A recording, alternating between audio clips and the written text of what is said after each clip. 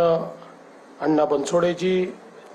माननीय संजय शिरसाटजी, माननीय मंगल प्रभात लोढाजी, माननीय आनंदराज आंबेडकरजी,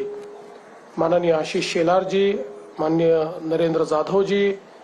माननीय संजय बनसोडेजी, अमित साटमजी, चित्राताई वाघ, कालिदास कोळंबकरजी, राहुल शिवाळेजी, महानगरपालिकेचे आयुक्त भूषण गगरानीजी, नागसेन कांबळेजी, भाई गिरकरजी, अमर साबळेजी, श्री विजय सूर्यवंशी, श्रीमती आचल गोयल, श्री प्रशांत नारनवरे, श्री देवेन भारती, श्रीमती अश्विनी जोशी, या ठिकाणी उपस्थित सर्व भगिनी आणि बंधूंनो, महामानव भारतरत्न डॉक्टर बाबासाहेब आंबेडकरांच्या महापरिनिर्वाण दिनाच्या निमित्ताने त्यांना अभिवादन करण्याकरता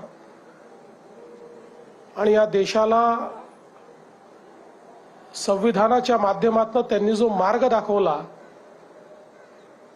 त्या मार्गावर चालण्याची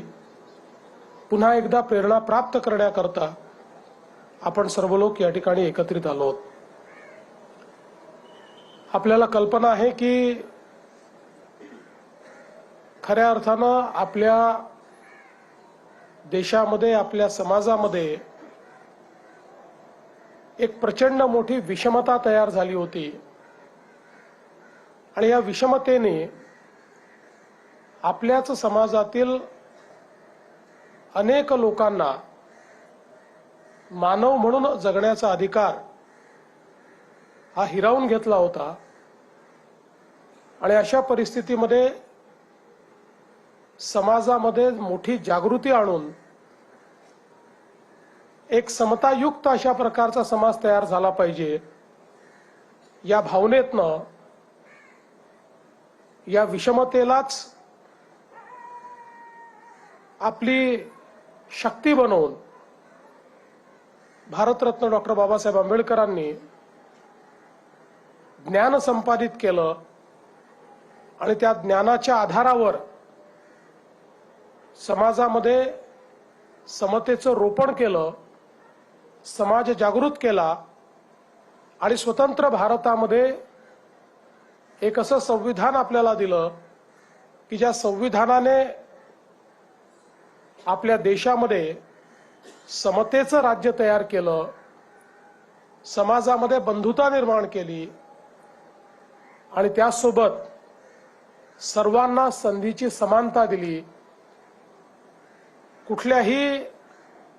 जात, धर्म, वर्ण, रंग अशा भेदभावांना बाजूला ठेवून प्रत्येक व्यक्तीला समान अधिकार असेल अशा प्रकारचे एक संविधान आपल्याला भारतरत्न बाबासाहेब आंबेडकरांनी दिलं आणि या संविधानामुळेच आज आपला देश इतकी प्रगती करू शकला। आज आपण जगातली चौथी सर्वात मोठी अर्थव्यवस्था झालो, लवकरच तिसरी अर्थव्यवस्था होऊ। पण याची मुहूर्तमेढ, याचा पायवा